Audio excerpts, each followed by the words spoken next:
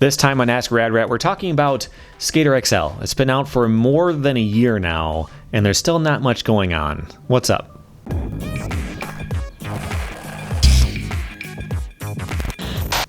Welcome back to Rad Rat Video, a channel where you can learn all about skateboarding. We talk about skateboarding, we review skateboarding video games, we look at anything in skateboarding in media, and all kinds of stuff like that. Subscribe if that sounds good to you.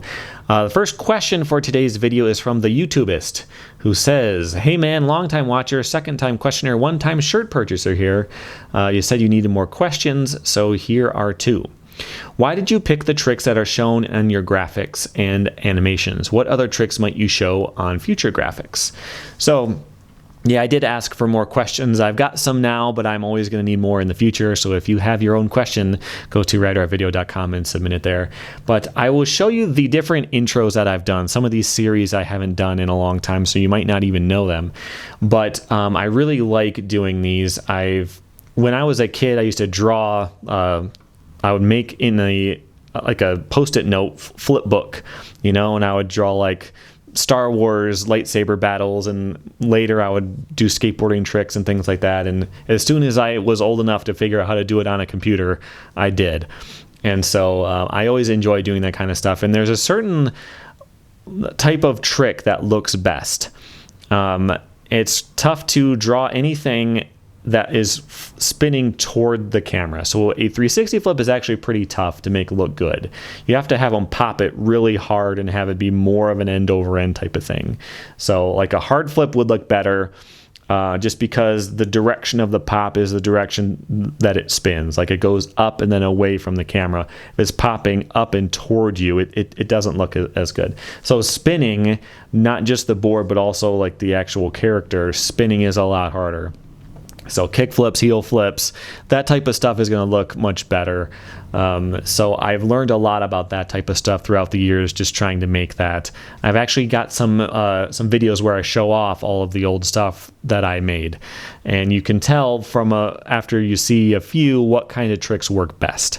So I've done those. The specific reason is because I would look at parts of my logo and see what could be possible. If this was the ground, could you grind on this, or that type of thing. And so I would come up with tricks based on what looks good in 2D and what could happen in this skate park.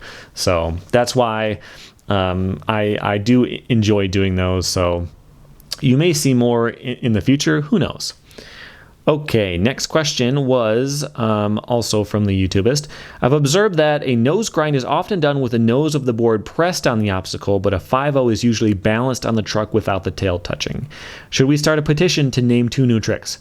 A balanced nose grind could be called an 0-5, and a pressed 5-0 could be called a tail grind. What are your thoughts?"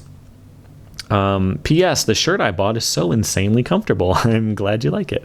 Okay, so should we name nose presses and 0-5 grind or tail grinds? I don't know. I would say no, because I think that there needs to be some room for style in skateboarding. I don't think every little thing needs to have a technical name. It's helpful in a lot of different ways to know what it's called when you do this way or this that way. But getting that granular in deciding that the style that you prefer is actually a different trick than the style I prefer, I don't think that's super helpful. Like for me, I like to balance them. I will balance a nose grind, but I'll tail drag for a 5-0. That's just the way I like to do it. And during a frontside 5-0, I like to turn slightly front side, and so I'll kind of do it like that. I can see, spot my landing slightly better and stuff like that. But it's weird to have a balanced 5-0 that's tilted slightly. You have to kind of almost do like a crook but backwards, and that's just the way I prefer to do it. I wouldn't consider that a different trick though. And so like if we were to play skate and you did a balanced one and I tried to do that and you called it a different trick, like could I wouldn't want to keep both consistent. I'm not going to practice both types. I'm just going to do the one that I like to do, and that's all there is to it. So we need to leave room for style and not try to dictate the way that things work, So it's kind of a gray line, you know, like there's some blurry aspect between whether a semi flip is the same as a back foot varial heel flip. You know, like technically a back foot varial heel flip would just be pop and then you use your heel and flip it, and for a semi flip you would do a little bit of a kick flip and use your toe. In practice they're very, very, very similar. So do they need separate names? Yes, I think, but if you do one or the other, they're kind of the same, you know. You can't really keep both consistent, and I don't think there's any reason to. Anyway, I recently saw a video with Jason Park. Someone sent that to me and they wanted me to talk about it, but I couldn't show it, so, you know, for copyright reasons and stuff like that. But he did a video where he shows his 30 most technical tricks, and he puts the name on the screen each time.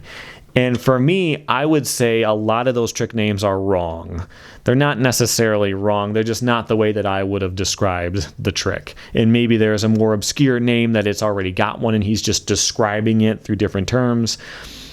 But it doesn't really matter. If you read that, you get an idea of what the trick is. And he can do them all and I can't. So there's something to be said for that too. But like the names have to exist for the point of you understanding what they are. But I don't think we should get too hung up on it unless it's wrong. If he said heel flip and it was actually a kick flip, that's wrong. But if he describes it in a different way than I would, it's okay that we're both right, you know? Anyway, next question is from KAOTICZ, who says, you said your family is Polish. Have you ever been to Poland? Do you watch the Polish skate scene? Do you speak Polish? Tell us something about your background. If you have Polish roots, you should know how proud it makes us when you see a Polish person born elsewhere admitting that he or she is Polish. From Damien. Okay. Yeah, I wouldn't hide that I am of Polish descent. It's just a fact about me. It doesn't really mean all that much as far as being embarrassed about it, but my grandpa was Polish. His parents were born in Poland and moved to Philadelphia, and they had him in 1916.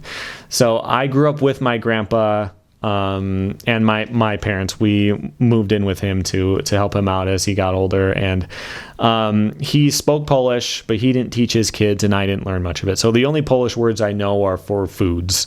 And he would make Polish foods all the time. So I learned that kind of stuff.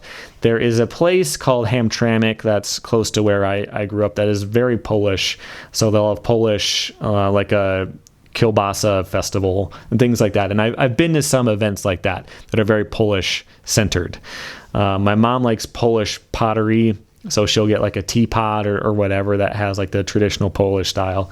So I know a little bit about Polish culture to that very minor degree, but that's about it. I haven't been to Poland. I don't really know what's going on in Poland, but yeah, that's about as far as I know. All right, next question is from Elliot, who says, Dear Mr. Ratterson, what is your opinion on soft wheels for street skating? I had 80A soft wheels on my setup years ago. I loved how they felt. They were nice and quiet. However, none of the other local skaters hated soft wheels, and they would make fun of me. I think you said that backwards. They would make fun of me for having soft wheels. Okay, so what's my opinion on it? Skate what you want. Like it's so weird. I had the same exact thing growing up, because around 2000, 2005 sort of area when I was first starting, being around 100 was the ideal. And if you could get a 101A, which is technically off the scale, that was like the coolest wheel. If you had to, like anything from 99 to 101, which is basically the same, that's what people skated. And the reason why is because they would slide better. Now, the thing was, where I grew up was all rough pavement. Like my driveway was super rough. I almost never went to skate parks. Like I could not slide out a trick. I never even learned how. If I were to do a backside flip, I would have to land fully spun, or I could try to pivot, but I could never slide out. That was impossible on the types of ground that I skated. So why would I need super hard wheels? you know. And if I was skating real fast, I was going down a hill or something like that, having those super hard wheels would just shake, and I would get to the bottom and my ankles would feel tingly, you know. But if I had softer wheels, that would have made a lot more sense for the locations I would skate at. So if you've learned that before it's too late, then great. You know, like there's a reason why they make them. They're not just for filming. You can actually skate normal street on them too if you want to. So I would definitely experiment with stuff. That's something that I enjoy doing. Just buy something new that you haven't tried before. If you hate it, oh well, but it could be good. It could be better than what you have now. It could be an improvement, and then you learn from there. So yeah, by all means, nothing wrong with soft wheels. All right. Next one is from Justice, who says, "Hey, Eastrat." I think that might be autocorrect. Since we were coming up on the 1-year anniversary of the release of SkaterXL, it's been a little bit past that now. This has been in my inbox for a couple months.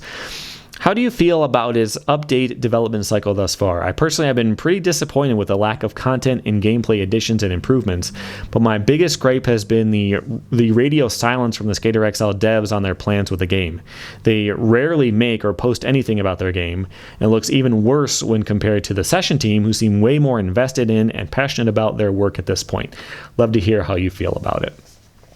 Yeah, personally, I'm basically done with SkaterXL. I don't really care about it. I still play Session pretty often, and I have my major annoyances with that game too, but at least every now and then I start it up and there's something different. They just put a bunch of new maps in it, and so like that really feels better. But SkaterXL, it came out, you paid for it, it was a final game.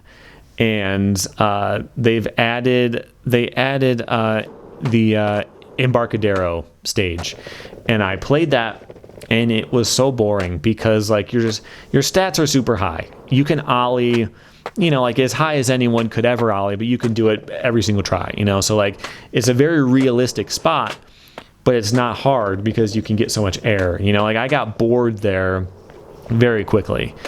And that was about it. Like they haven't really done much. There's a lot more tricks they could add.